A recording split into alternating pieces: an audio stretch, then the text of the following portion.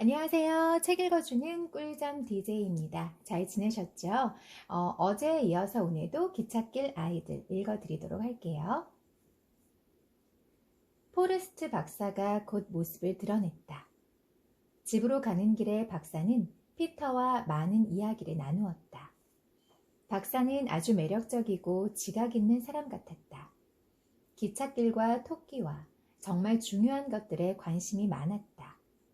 포레스트 박사는 엄마를 진찰한 뒤 독감이라고 진단했다.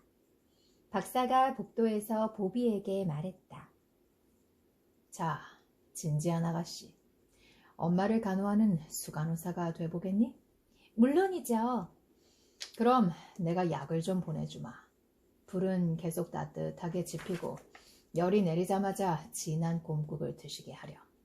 포도, 쇠고기 육수, 탄산수, 우유, 브랜드를 준비해두고 브랜드는 최고급으로, 싸구려 브랜드는 독약보다 나쁘단다. 보비가 적어달라고 부탁하자 의사는 그렇게 했다. 의사가 말해준 목록을 보여주자 엄마가 웃었다. 보비는 다소 차갑고 힘은 없지만 웃음이 틀림없다고 생각했다. 침대에 누운 엄마가 구슬처럼 두 눈을 반짝이며 말했다. 말도 안 돼. 우리는 이런 쓸데없는 것들을 살 여유가 없단다. 비니 부인한테 내일 너희들 저녁으로 양 목살 2파운드를 삶으라고 말하렴. 엄마는 그 국물만 먹으면 돼. 자, 가서 물 좀 더 가져다 줄래? 그리고 대야에 물을 받아와서 엄마 손 좀 닦아주렴. 보비는 엄마가 시키는 대로 했다. 엄마가 조금이라도 편하도록 모든 일을 다 마친 뒤에야 동생들이 있는 아래층으로 내려왔다. 뺨은 아주 발그레하고 입술은 굳게 다물고 있었다. 두 눈은 엄마처럼 밝게 반짝거렸다. 보비는 동생들에게 의사가 한 말과 엄마가 한 말을 모두 전해주었다. 자, 이제 할 일이 있다면 우리끼리 알아서 해야 해. 양고기 살 돈은 나한테 좀 있어. 그깟 양고기는 안 먹어도 돼.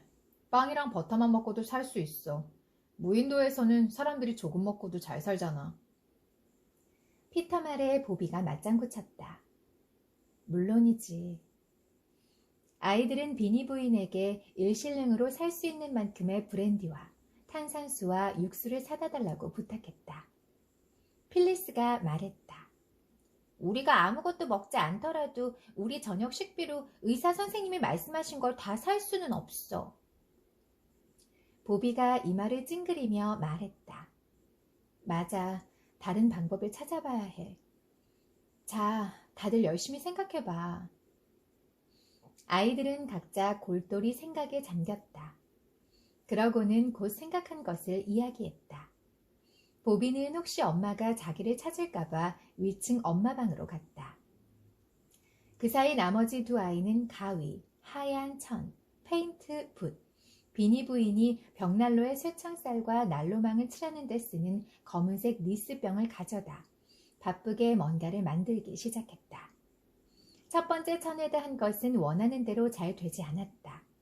그래서 아이들은 이불장에서 천 한 장을 다시 가져왔다. 자신들이 아주 비싼 천을 망치고 있다는 생각은 미처 하지 못했다. 그저 쓸모있는 것을 만들고 있다고 굳게 믿을 뿐이었다.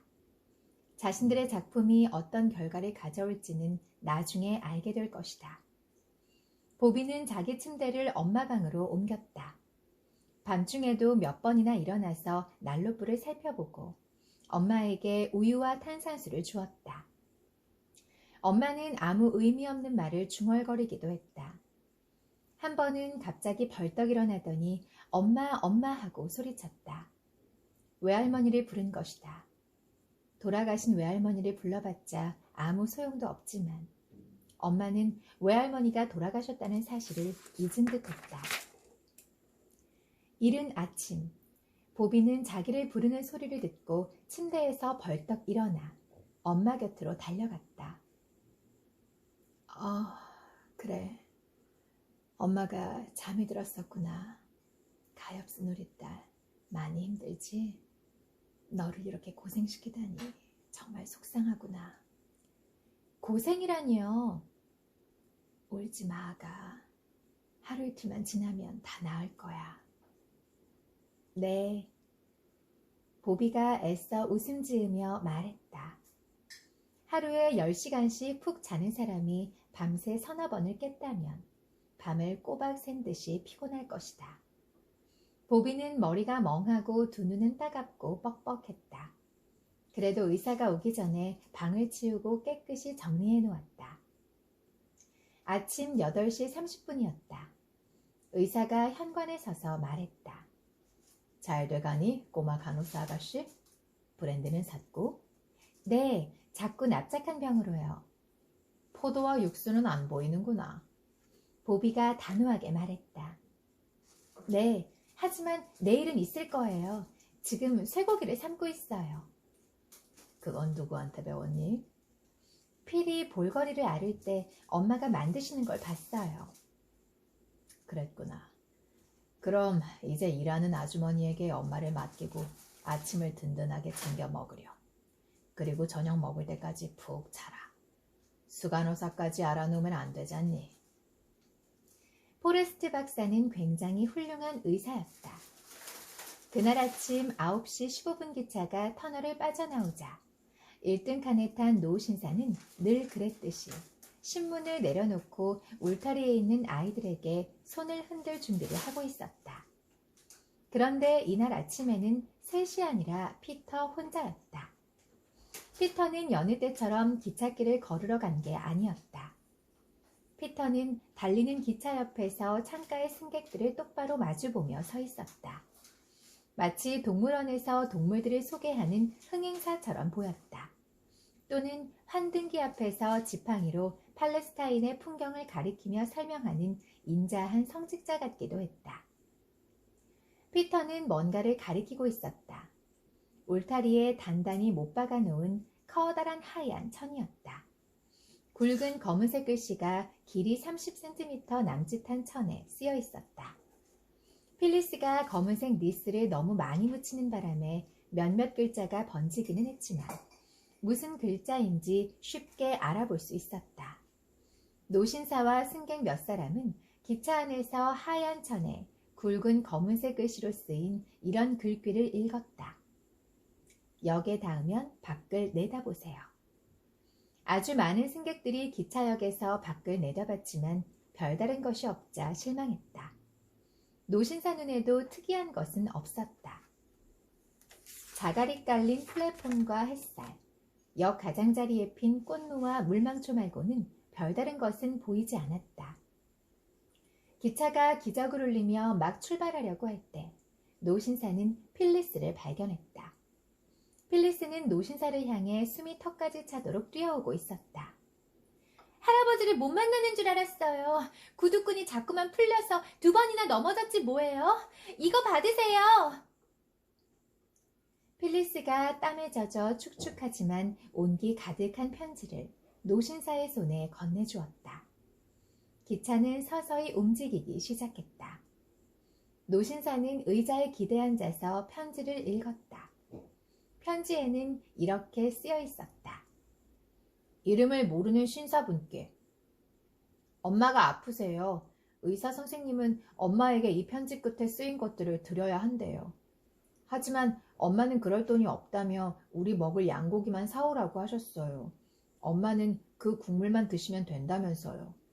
저희는 이곳에 할아버지 말고는 아는 사람이 없어요. 아빠는 멀리 떠나 계신데 주소를 몰라요. 아빠가 나중에 돈을 갚을 거예요. 만약 아빠가 돈을 다 잃어버렸다면 피터가 어른이 되어서 갚을 거예요. 저희 명예를 걸고 약속합니다. 이 편지는 엄마에게 필요한 모든 것들에 대한 차용 증서입니다. 피터가 서명함. 물건들은 역장님에게 맡겨주시겠어요? 할아버지가 어느 기차로 내려오시는지 몰라서요. 석탄 일로 미안해하는 피터에게 전해달라고 하면 아실 거예요. 로버타, 피터, 필리스. 그리고 의사가 말한 목록이 차례로 적혀 있었다. 와, 피터와 필리스가 정말 기지를 발휘했네요. 돈은 없는데 엄마는 아프시고 의사 선생님 말씀대로 몸에 좋은 음식을 엄마가 반드시 드셔야 하니까 피터와 필리스가 자기네들이 알고 있는 선에서 가장 좀 부유해 보이고 도움을 주실 만한 분에게 이렇게 편지를 써서 보내게 됐습니다. 어떻게 될까요? 들으신 분이 한 10분 정도 계신 것 같은데 사실은 제가 이 부분 어제 업로드를 했었거든요. 그랬다가 제가 한 10분 정도 지난 다음에 이거는 좀 아닌 것 같다 해서 제가 업로드했던 거를 삭제했어요. 왜냐면 그 전 그 영상에서도 제가 한 20분 정도 기찻길 아이들을 녹음해서 올려드리고 제가 생각한 분량까지 읽어드리지 못했는데 저희 딸이 밖에서 똑똑 하는 바람에 제가 본의 아니게 녹음을 끊고 다시 이어서 녹음을 하게 됐었어요. 그런데 그것도 녹음을 한 19분 정도 해서 올려드렸었어요. 그랬는데 20분 녹음하고 그 뒤에 또 19분 녹음해서 올려드리고 한 것이 조금 20분 듣고 또 다음 거 듣고 하시는 게 좀 어려우시겠다. 한 번에 제가 대부분은 38분에서 한 40분 정도 그 정도의 분량을 녹음해서 올리는데 20분 듣고 또 20분 거 듣고 하려면 계속해서 클릭하고 다음 걸 누르시고 찾으셔야 하니까 좀 불편하시잖아요. 그래서 뭐 처음 업로드한 건 어쩔 수 없다 치더라도 두 번째 제가 19분짜리 업로드 했었던 건 지우고 오늘 제가 좀 긴 시간을 두고 40분 정도 녹음을 해서 편안하게 앉아서 40분은 움직이지 않고 들으실 수 있도록 손가락으로 또 클릭하고 다음 거 찾고 하는 그런 번잡스러움을 좀 줄여드려야 되겠다. 그래서 어제 제가 20분짜리 녹음한 것은 업로드를 하고 그 뒤에 제가 19분짜리 짧게 업로드했던 것은 제가 10분 정도 올려놨다가 지웠습니다. 물론 10분 정도는 들으셨는데 어쨌든 듣는 중이었는데 어디 갔지 하셨던 분들도 계실 거예요. 그런 분들은 오늘 제가 길게 업로드 해드리는 이 영상 보시면 될 것 같습니다. 네, 제가 분명히 그 녹음을 할 만한 시간을 확보하고 녹음을 하는데 제가 또 혼자 있는 게 아니다 보니까 그리고 또 지금이 방학 기간이잖아요. 특히나 또 코로나가 또 더 심해지고 백신 패스 시작이 되고 하면서 아이들이 어디를 마음껏 다니기가 좀 쉽지 않은 그런 상황이라서 제가 녹음을 하는데 조금 불편함이 있더라고요. 어쨌든 그래도 제가 짬짬이 시간을 내서 꾸준히 성실히 계속해서 업로드 하도록 할게요. 그래서 로버타 피터 필리스가 노신사에게 목록을 전달을 했습니다. 이어서 읽어드리도록 하겠습니다.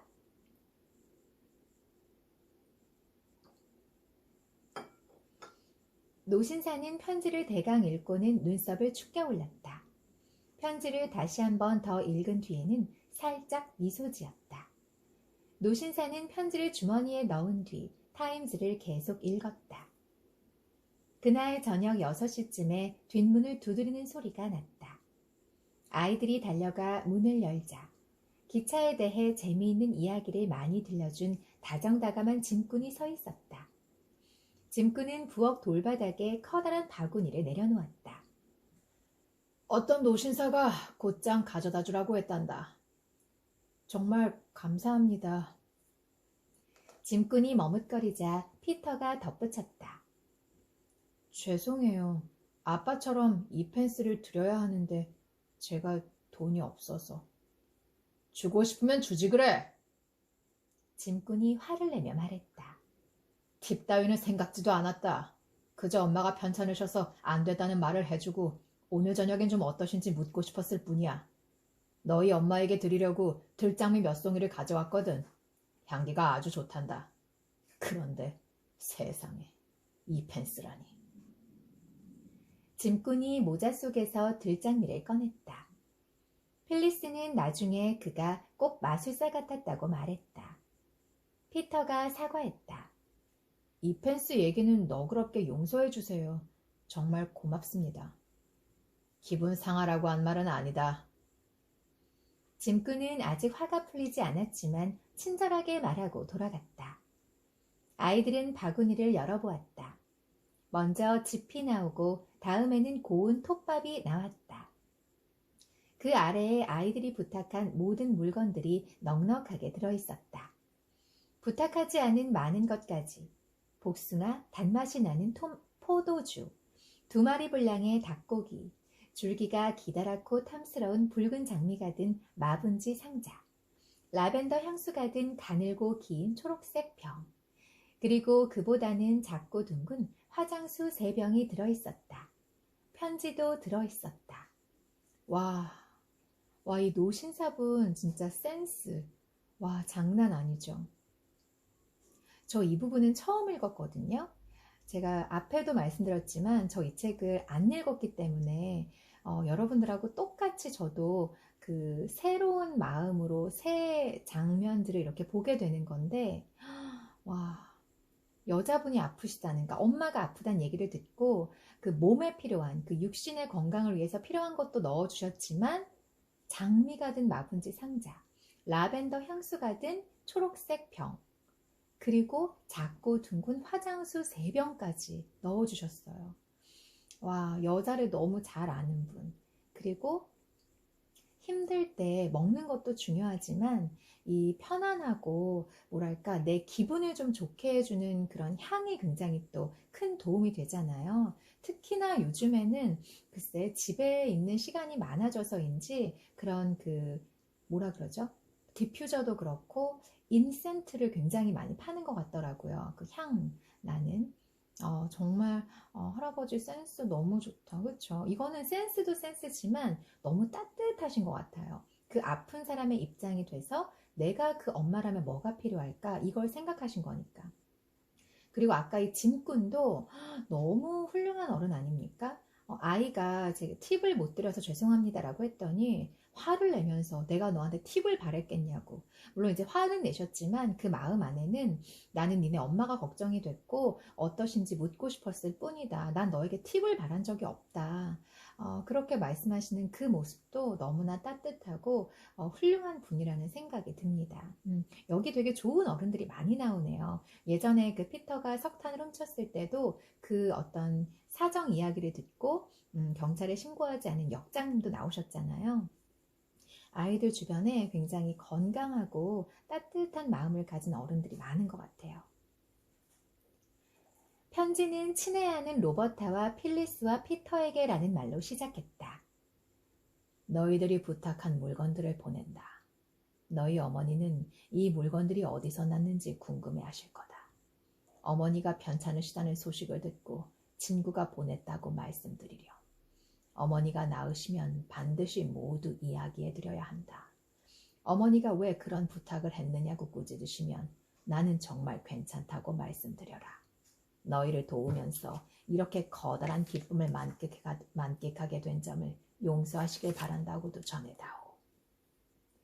편지에는 GP 뭐라는 서명이 있었지만 아이들은 무슨 글자인지 알아볼 수가 없었다. 필리스가 말했다. 나는 우리가 잘했다고 생각해. 보비가 말했다. 잘했다고? 그래, 맞아. 물론 잘했지. 피터가 주머니에 손을 넣은 채 말했다. 그렇지만 엄마한테 사실대로 말하긴 싫어. 보비가 말했다. 엄마가 다 나으실 때까지는 말하면 안 돼. 엄마가 나으시면 이런 문제로 혼나는 것쯤은 아무렇지도 않을 거야. 어머, 이 장미 좀 봐. 엄마한테 가져다 드려야지. 필리스가 꽃향기를 킁킁대며 말했다. 들장미도, 짐꾼 아저씨가 가져온 들장미도 잊지 마. 로버타가 말했다. 잊기는 왜 잊어. 엄마가 저번에 어렸을 적 살던 집에 들장미 울타리가 있었다고 말해줬는걸. 여기까지가 3장입니다. 저 근데 지금 요 뒷부분 읽으니까 생각났는데 저 이거 어제 읽은 부분이네요. 왜 이렇게 생소했지? 완전 정말 연기한 게 아니라 처음 읽는 것 같았어요. 제가 어제 지금은 지웠는데 어제 업로드 했었던 그 영상에서 읽었었네요. 여기까지, 딱 여기까지 읽었었네요. 근데 제가 어제 그 영상을 녹음할 때 제정신이 아니었어요.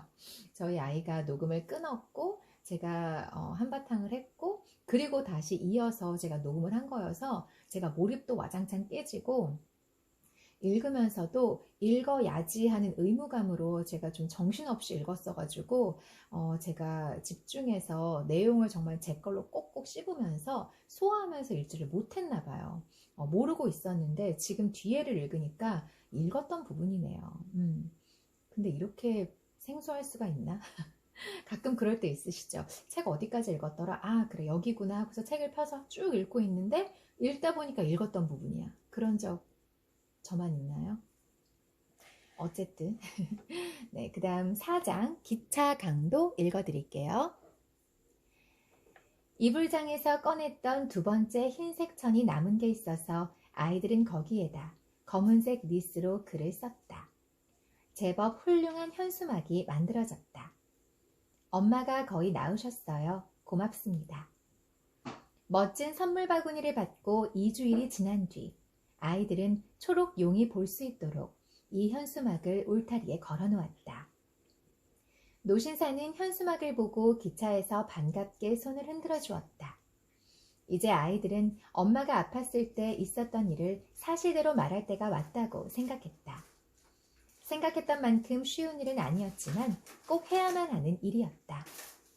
마침내 말을 꺼내자 엄마는 무척 화를 냈다. 아이들은 엄마가 그렇게 심하게 화를 내는 모습은 처음 보았다. 정말 무시무시했다.